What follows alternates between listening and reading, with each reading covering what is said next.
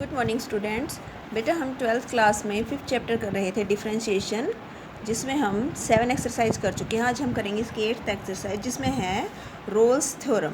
तो सबसे पहले तो रोल्स थ्योरम की स्टेटमेंट क्या होती है। Rolle's theorem, if f x is a function of x, अगर हमें कोई फंक्शन दे रखा है एक्स का, such that function is continuous on closed interval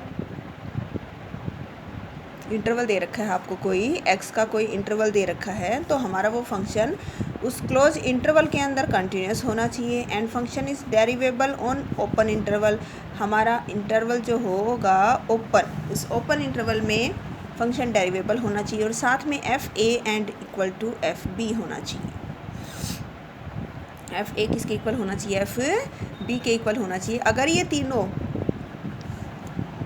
condition आपकी एग्जिस्ट कर जाती हैं, वेरीफाई हो जाती हैं, then there exist at least one point, तो कम से कम एक पॉइंट ऐसा एग्जिस्ट करेगा उस गिवन इंटरवल में, कोई point x is equal to c exist करेगा, such that f dash C is equal to zero, such that कि हमारा जो फंक्शन है, फंक्शन का differentiation at that point c will be equal to zero.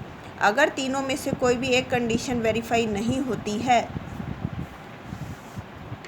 तो हमारा फंक्शन जो होगा उसके ऊपर रोल्स थ्योरम वेरीफाई नहीं होगी। Rolle's theorem will not be verified. कोई भी एक कंडीशन अगर हमारी यहाँ पे फेल हो जाती है तो फंक्शन कंटिन्यूस होगा क्लोज इंटरवल में, फंक्शन डेरिवेबल होना चाहिए ओपन इंटरवल में, और फिर एफ ए, वो दोनों लिमिट जब हम पुट करें, अपर लिमिट और lower limit, F A is equal to F B, ये दोनों हमारे इक्वल होने चाहिए, तो एक पॉइंट सी एग्जिस्ट करेगा और हमारा function at that point will be zero.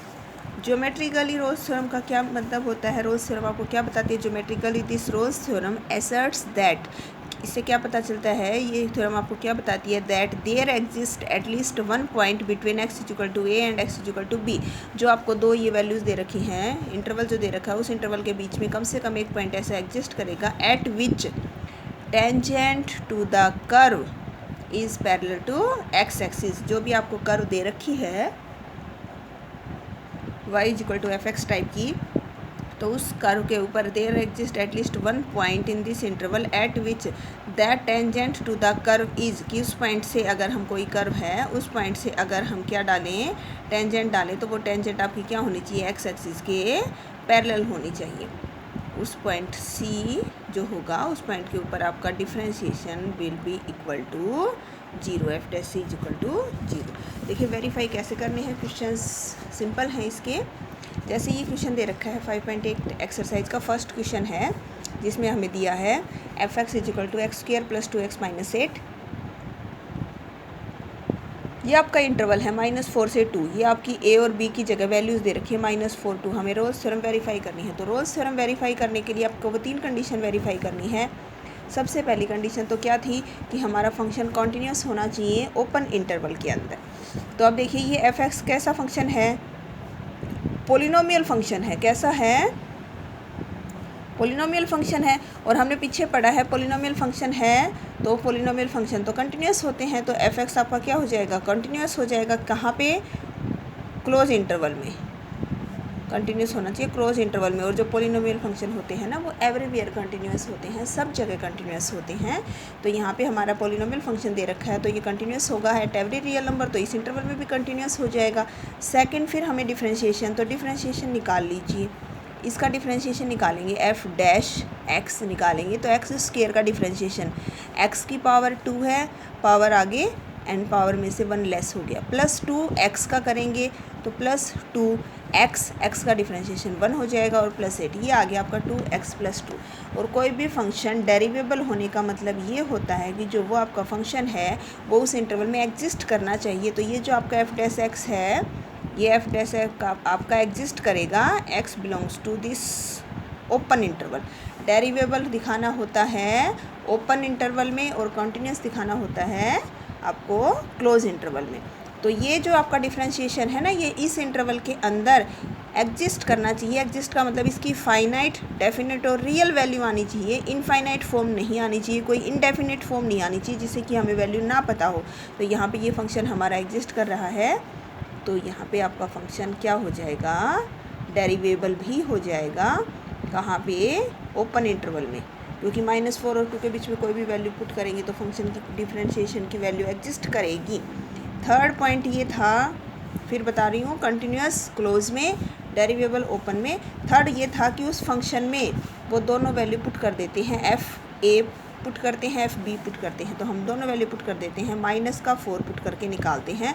तो देखिए यहाँ x की जगह -4 प्लस 2, x की जगह -4 और -8। तो देखिए 4 का स्क्वायर 16 हो जाएगा, माइनस का 8 और -8, 16 -8 और -8 0 बचेगा। फिर f दूसरी वाली वैल्यू पुट कर दो, इस बार 2 पुट कर दो इस फंक्शन में। तो यहाँ 2 का स्क्वायर हो गया, यहाँ फिर 2 हो गया और यहाँ -8। 2 का स्क्वायर 4 प्लस 4 -8, ये भी कितना आ गया 0। तो देखो ये दोनों वैल्यूज़ पुट की तो वैल्यू आ गई दोनों इक्वल। तीनों कंडीशन वेरीफाई होगी ना, कंटिन्यूस भी हो गया, डेरिवेबल भी हो गया, ये भी इक्वल आ गए। All the 3 conditions are satisfied. क्या आ गया यहाँ पे आपका, all the 3 conditions are satisfied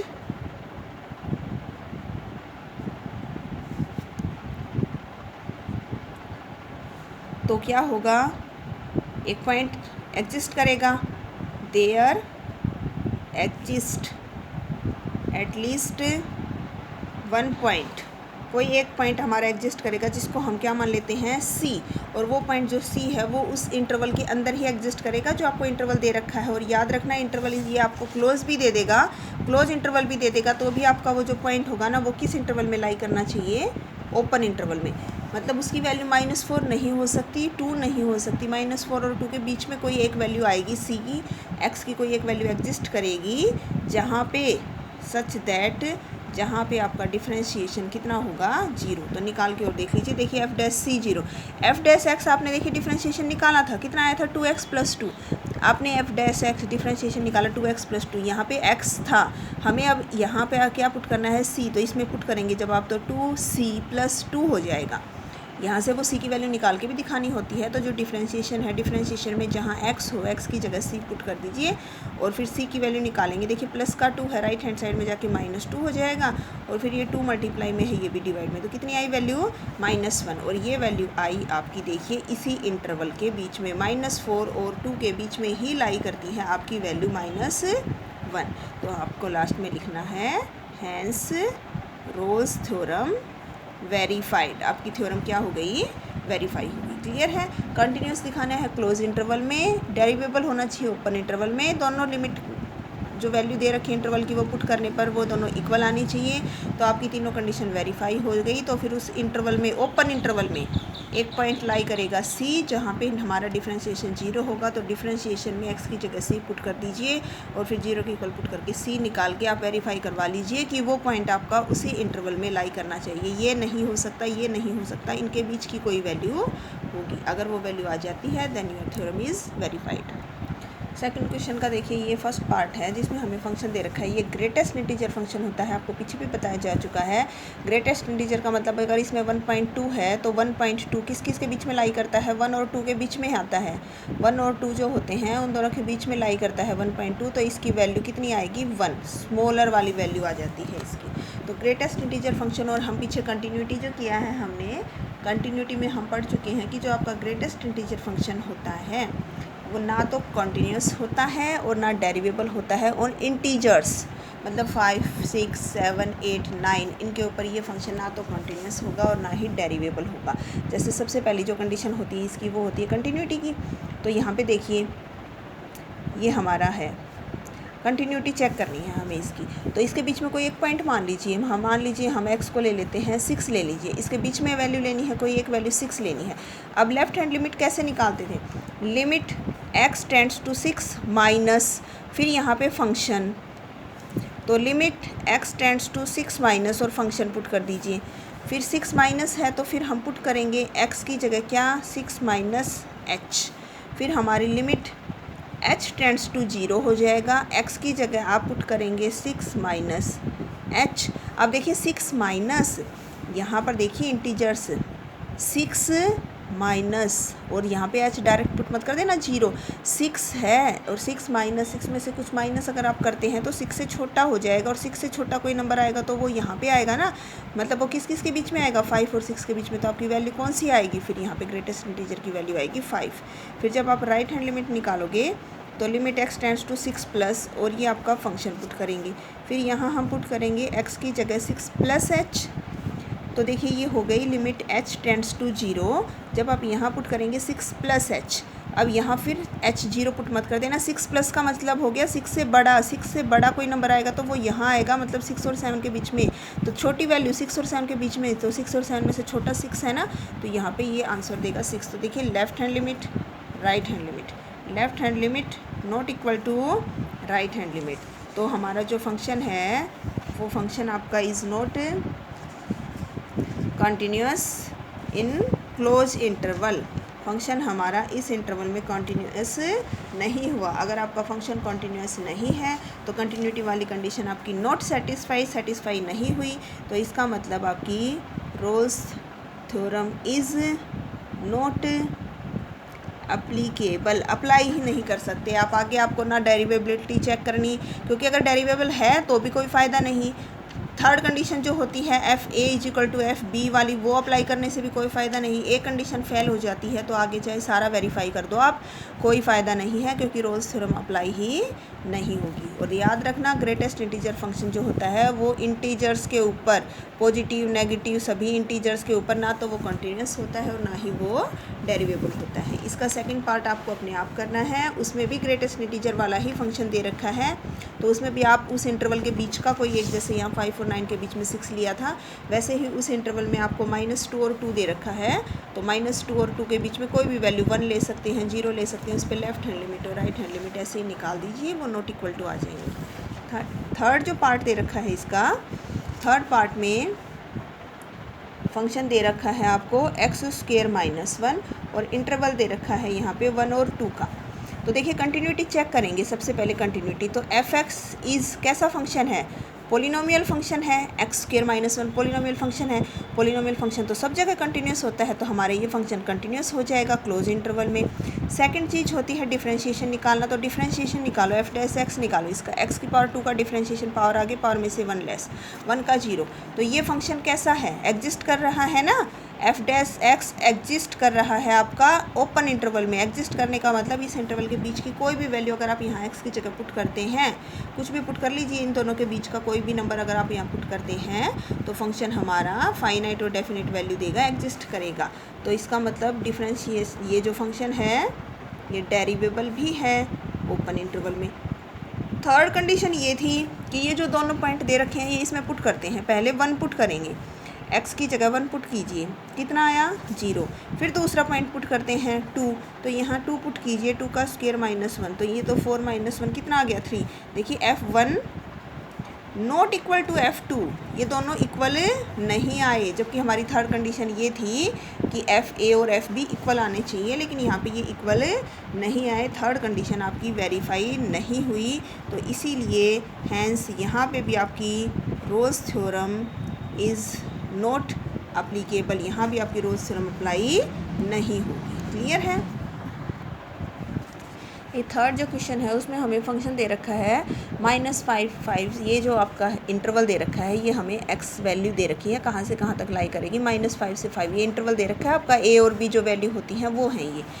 इसने कहा है ये फंक्शन डेरिवेबल है, डिफरेंशिएबल है, this function is differentiable and f(x) does not vanish anywhere. Differentiation जो होगा इसका वो कहीं 0 नहीं होगा, जबकि हमारी रोल्स थ्योरम की तो कंडीशन ये थी कि अगर तीनों कंडीशन वेरीफाई हो जाती हैं तो एक पॉइंट C ऐसा होता है जहाँ पे हमारा डिफरेंशिएशन कितना हो जाता है 0, जबकि इसने कहा है डिफरेंशिएशन 0 नहीं होगा। हमें ये प्रूव करना है कि ये वाली वैल्यू पुट करने पर और ये वाली वैल्यू पुट करने पर फंक्शन की दो वैल्यूज़ जो आएंगी वो नॉट इक्वल टू होंगी। तो मान लीजिए हम इसमें मान लेते हैं, कंट्राडिक्शन से करेंगे, लेट हम मान लेते हैं अज्यूम दैट, आप मान लीजिए कि ये दोनों वैल्यूज़ आपकी इक्वल आएंगी, ये दोनों वैल्यू आपकी इक्वल आएंगी। सेकंड केस फिर इसने क्या कहा है, इसने ये बोला है कि ये जो फंक्शन है आपका ये क्या है, डेरिवेबल है, दिया हुआ है ये आपको कि ये फंक्शन आपका क्या है, डेरिवेबल है इस इंटरवल में। और थर्ड कंडीशन फिर क्या बच गई, कंटिन्यूटी वाली बच गई। और हमें पता है कि जो फंक्शन डेरिवेबल होता है ना, ध्यान याद रखना, जो फंक्शन डेरिवेबल होता है वो फंक्शन हमारा कंटिन्यूस भी होता है। तो ये फंक्शन आपका क्या हो जाएगा, कंटिन्यूस भी हो जाएगा। क्यों, क्योंकि every derivable function is continuous also. जो फंक्शन डेरिवेबल होते हैं वो कंटिन्यूस होते ही हैं। डेरिवेबल इसने दे दिया तो कंटिन्यूस भी होगा। ये कंडीशन हमने मान ली कि ऐसे मान लीजिए दोनों इक्वल होंगे। तीनों कंडीशन अगर आपकी वेरीफाई हो गई तो फिर यहाँ पे तीनों condition, all the three conditions are satisfied. तीनों कंडीशन अगर आपकी सेटिस्फाइड हो जाती हैं, देन देयर एग्जिस्ट का साइन होता है, then there exist at least one point c lie करेगा, बिलोंग करेगा, c belongs to this interval, open interval में एक पॉइंट लाई करेगा सच दैट, जहाँ पे आपका डिफरेंशिएशन क्या होगा, जीरो। बट इसने ये कहा था कि डिफरेंशिएशन कहीं पर जीरो नहीं होगा। हम यहाँ पे ये मान के चल रहे हैं कि एक पॉइंट होगा जहाँ डिफरेंशिएशन जीरो होगा, लेकिन विच इज़ नॉट पॉसिबल, लेकिन ऐसा तो पॉसिबल नहीं होगा अकॉर्डिंग टू गिवन कंडीशन। इसने दे रखा है कि डिफरेंशिएशन जीरो नहीं हो सकता। अब डिफरेंशिएशन जीरो कब नहीं हो सकता, जब रोल्स थ्योरम अप्लाई हो ही ना। और रोल्स थ्योरम अप्लाई कब नहीं होती, देखिए अगर तीनों चीज़ें वेरीफाई हो जाती तो रोल्स थ्योरम अप्लाई होगी, तो कोई एक पॉइंट तो ऐसा ज़रूर मिलेगा जहाँ डिफरेंशिएशन को जीरो होना पड़ेगा। लेकिन इसने कहा है डिफरेंशिएशन जीरो नहीं होगा, तो डिफरेंशिएशन जीरो नहीं होगा इसका मतलब रोल्स थ्योरम वेरीफाई नहीं होगी। इसका मतलब तीनों कंडीशन जो हैं वो तीनों में से कोई एक कंडीशन तो फेल होनी ही होगी। अब इसने डिफरेंशिएबल तो दे रखा था तो कंटिन्यूटी तो ज़रूर होगी। इसका मतलब ये फंक्शन तो फेल, दोनों कंडीशन तो ये तो फेल हो नहीं सकती। कौन सी कंडीशन बच गई, थर्ड। इट मीन्स हमारी जो थर्ड हमने माना था, हमारा जो अजम्पशन था, जो हम मान के चल रहे थे, अवर अजम्पशन इज़ रोंग। हमारा अजम्पशन क्या है, रोंग। दैट इज़, इसका मतलब f-5 not equal to f5। हमारा अजम्पशन गलत था, इसीलिए f-5 और f5 दोनों इक्वल नहीं होंगे। और यही आपको क्या करना था, प्रूव करना था। ये आपके 3 क्वेश्चंस हैं रोल्स थ्योरम के 5.8 एक्सरसाइज के, ये आपको करने हैं। कोई प्रॉब्लम अगर फिर भी रह जाती है तो आप पूछ सकते हो। Okay, thank you.